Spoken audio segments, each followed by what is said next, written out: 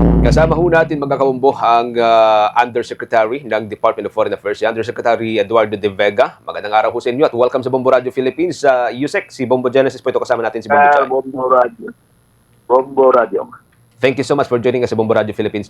Kamusta ho kayo? Medyo marami-rami yung inaasikaso natin ngayon, ano? Sa may Qatar, sa may part po ng Thailand, sa bahagi po ng Myanmar. Kamusta ho yung pag-asikaso natin sa mga kababayan po natin, Yusek? Lagi tayong nanda, no? Kahit na multitasking po dahil kadabayan natin. Minsan may magandang balita, minsan mayroong malungkot na balita. So far right now, pumupunong tayo. Yusek, gusto kong unahin siguro yung ating mga kababayan dyan sa may bahagi po ng Myanmar and Thailand. Ano po mga development ho sa kanila? Kamusta po yung apat na Pinoy na initially reported as missing? Hindi pa rin nagkikita na-accounted for kasi hindi pa sila nagkikita umukay ng yung sa ilalim ng gusali na umuho, na bumaksak, no? Kung saan maaring nandun sila. Inasa natin, survival pa sila, no? Hindi raw capable, hindi raw kaya ng Myanmar na naggawin to, no? Wala raw silang expertise o technology dyan. Now, ngayong araw mismo, nagpapadala tayo, first batch ng humanitarian contingent natin, kasama mga doktor, at yung mga eksperto dyan sa mga earthquake, yung mag-search and rescue ng mga survivors sa ilalim ng mga collapsed buildings. Pumunta na sila dati sa Turkey. Ngayon mismo, lilipad sila papunta Myanmar. So saan natin na makakatulong sila kasi, mabuti po na apat pa lang ang na-counted po at hindi na dadagdagan, no? Kahit na niyaya natin mga kababayan natin. Meron kayong kamag-anak sa Myanmar, kung meron kayong kamag-anak na hindi pa nagkukontak, nawala bigla, okay lang po, kontakin niyo yung DFA at bibigay namin ibigay namin yung information sa ating embahada. Pero yung mga na-account na ho na nandun mismo sa bahagi po ng Mandalay area, okay naman po sila? Wala naman po silang sakit or sugat o ano pa man, Yusek? Wala, pero syempre traumatized sila. Pari mangangailangan nyo ng financial assistance. Dahil baka mawala ng trabaho, kaya alam nyo pag lindol, no? By the way po, pwede pa ako magbigay ng hotline number ng Myanmar para sa ating mga kababayan, no? Sige po. Kung sumusunod ngayon, kung gusto nyo tumawag sa embahada dahil may nawawala kayong kamag-anak, kasi ang alam namin, apat, pero baka meron pa. Tawagin nyo itong number or i-WhatsApp ninyo. +95 998 521 0991. Ulitin ko po, +95 998-521-0991. Yan ang hotline ng ating tanggapan sa Yangon, sa Myanmar. Para kung meron pa rin yung kamag-anak na biglang nawala, para ma-inform kami, para investigahan ng embassy kung missing person or ano. Wala na akong tiga Mandalay. Mandalay yung rapid epicenter. May mga 150 Filipinos doon, mga teacher usually, no? International school, kasama yung apat na mawawala ko at pagkasalan natin na mahanap na sila. Okay. Bombo Jai, with your questions? Yusek, just to want or to make things clear out, para sa ating mga listeners and viewers, yung 4 na missing sa Myanmar lamang po yan, ng mga Pinoy. And what about po sa Thailand? May mga naitalang missing po ba doon or mga nasawi pa ng mga Pinoy? Awa ng Diyos, wala po kasi kahit na sa Myanmar, buong Myanmar, mga 700 ang mga nandun na Filipino sa Bangkok o sa Thailand. Buong Thailand, lagpas 25,000 daw, no? Sabi ng embassy. Pero, accounted po naman, walang report missing kasi yung kahit na malakas yung infrastructure ng Thailand, modern, komparado sa Myanmar, wala naman halos gumuhong kusali at yung mga kababayan natin are safe. Yung unang araw lang, yung Biyernes, nung around 1 p.m. yung earthquake, no? Kung araw silang stressed out kasi nasa kalsado lang sila dahil hindi pinakapalit po na sa building hanggang hindi pa sine-check yung structural integrity. Pero ngayon, okay na sila. Ganun pa man, dahil nandito na tayo, mga kababayan, bibigay din ako ng number para sa Thailand. Kasi sabi natin, walang missing. Baka may kilala kayong missing na doon. Ibigay ko yung number sa Thailand, sa embassy, yung hotline, no? +66 81 989 7116. Ulitin ko ba? +66 81 989 7116. Okay. Yusek, ano pa initially yung mga naipadalang tulong ng Pilipinas, ng gobyerno doon sa bahagi ng Myanmar? Well, nakikilabay tayo. No? Bukod sa humanitarian contingent, pagpadarin tayong financial assistance, hindi ko pa masabi magkano. Siyempre, humingi kasi yung Myanmar humingi ng saklolo, no?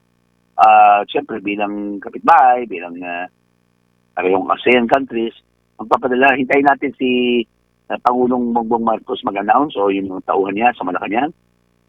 Pero ngayon, almost 100 ang ating humanitarian contingent. Darating sila unti-unti. Medyo tatagal kasi nakasi 130 sila. At hanapin ko saan pwedeng yung landing kasi hindi umubra yung mga airport ngayon sa Myanmar. Sa Thailand pa lang, medyo back to normalcy. Kasi lahat maandar, no? Sa Myanmar, hindi.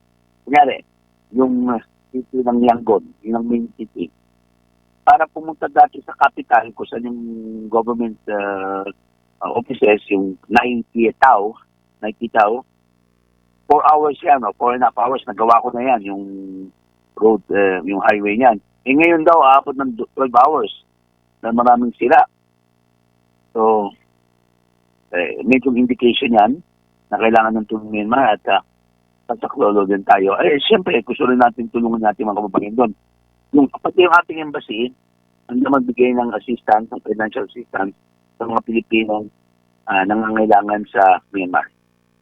Lumipad na ngayong araw, Yusek, ang contingent, ang unang contingent. May susunod pa po ba? At hanggang kailan mananatili ang mga Philippine contingent sa Myanmar? Yes, may susunod pa 1 or 2 more batches. All in all, about 100. Lagi matagal sila. Kung nagamitin natin yung previous experiences, tumatagal sila mga 2 weeks doon, 2-3 weeks. Depende kung ano yung pangangailangan ng Myanmar. So, siguradong abot yan ng Holy Week. Doon sila, at least some of them. Kasi maraming bumagsak. Kaya maraming kailangan hanapin. Kasi ang nakausap ko yung kamag-anak ng mag-asawa na tumitira sa isang building na bumagsak, no?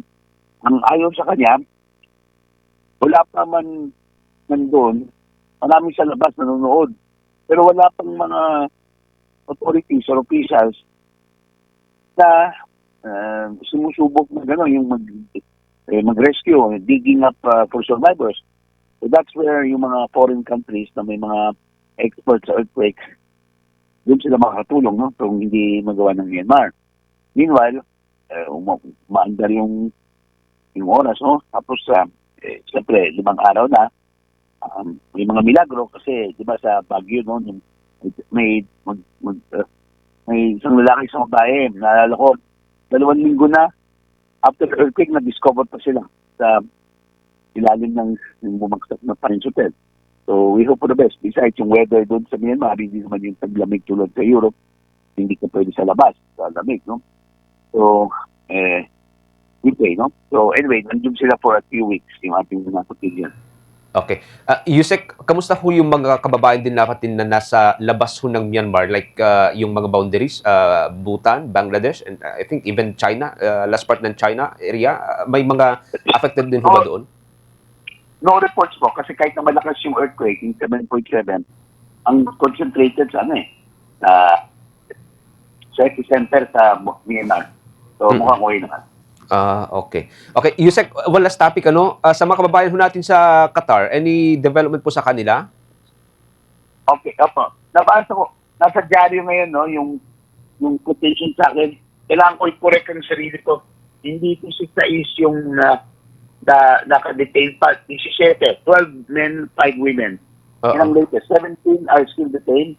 Hinihintay natin yung decision ng police investigator kasi pagtapos na yung police investigator, wala silang pangako gano'ng katagal to. Either papakawalan na or pampanang kaso. Okay. Ang sinasabi natin, wala namang masamang balak yung mga to. Siyempre, pinagdidiriwang nila, maaaring may kasamang siyempre, statement of support para sa dating Pangulo. Pero wala naman sila doon para hindi naman sila manggugulo. Tingnan natin kung mapapasok sila yan. Pero nais ko pong ulitin yung payo ng ating bahada doon na huwag sumama sa mga political rallies. Kasi bawal yan sa Qatar. Maaring bigyan kung may permit, pero pambira yon. At saka, may paraan naman ipalabas yung inyong hinanaing eleksyon, may social media, pero huwag political rallies. At hindi naman na embassy ang nagbabawal sa inyo, yung Qatar mismo. Ngayon, ang tayong abogado para sa kanila, binibigit pa sila, sinusubaybayan yung kano. Nahihirapan sila dati kasi Ramadan, hindi na Ramadan. Nung Ramadan kasi, hindi sila pinapakain daw. Parang Muslim, fasting. Nahihirap na hirap sila. Pero ngayon, pinapakain na sila dahil tapos na eh. And happy Eid Mubarak sa ating mga kababayan Muslim. So officially, Yusek, 17 pa rin yung nasa loob po ng kulungan, piitan ho doon? 17, dati 20. Dati 20, no? 20. May tatlong pinulayan. Nagkamali ako na pinaliwanag na natin yung basi kasi hindi malinaw yung numbers eh. Ngayon malinaw na. 12. Kagabi na-clarify. 12 men, 5 women. Okay. Yung kalagayan po nila, wala naman silang health conditions or medical conditions, Yusek, yung mga nakapiit? Wala naman po. Pero siyempre ayaw natin sumagot sila sa detention. No? At kung may kaso, ang mangyayari sa kanila, maaaring sana hindi mangyari. No? Up to 3 years in detention, deportation. Pero sa interview naman nila, gusto malaman ng Qatari sa kanila, sino ba nag-organize na to? Ano ba yung balak? Palagi ba nilang ginagawa to? At ginagawa ba nila to para i-disrupt yung Qatar o yung Philippine Qatar relations? Wala naman balak silang gano'n, no? So, tingnan natin ang mangyayari po. Ngayon, mayroong mga bansa tulad ng Western Europe na pwede mag-rally, pero ang payo rin namin, sumunod sa police. Kasi, doon ang sinabi ng abogado mismo ni President Duterte, kung nanggugulo yung mga to or hindi respect ng judicial process, baka ma-apekto yung decision ng judges. So, pwede mag-rally sa ibang bansa. Pero, huwag maggulo, wag maggulo public servants, no? Pero sa Qatar, kahit na magbihis lang sila ng yan makawalan na. Ito na po. Okay. Ganun kahigpit pala. Sige. Well, may pwede kasi iba yung patrolan doon. Kung kailangan Qatari, sa Qatar, karamihan ng tao doon, foreigner. So, pag nasa Qatar ka, mas maraming foreigner kaysa Qatari. Kaya kinokontrol ng Qatar yung pagdalaw ng mga foreigner. At, husay naman trabaho nila doon. Wala naman tayong record na naabuso ng Pilipinas sa Qatar. So, we're sure this will be handled fairly. And tingnan po natin, siyempre, huwag isipin ng mga Pilipino, nasa Pilipinas sila. Kasi sa atin, meron tayong democratic right na mag-rally, ganyan. Ibang umiiral sa abroad eh. Samahan natin siguro ito sa mga ginagawa namin pre-orientation departure seminar o pre-departure orientation seminar, yung may mga ahensya ng gobyerno ibigay ng seminar sa mga babayan. Sige. Kailangan isama to na may mga bansa na bawal sa mga political rally. Okay. Yusek, maraming salamat. Thank you for joining us dito po sa Bombo Radio Philippines. Ingat-ingat po kayo, Yusek.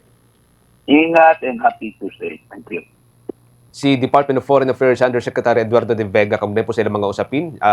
Pangunahin po dyan sa may bahagi ng Myanmar, Thailand, and of course yung nangyari nga ho na pagkakaresunay ng mga Pinoy sa bahagi po ng Qatar.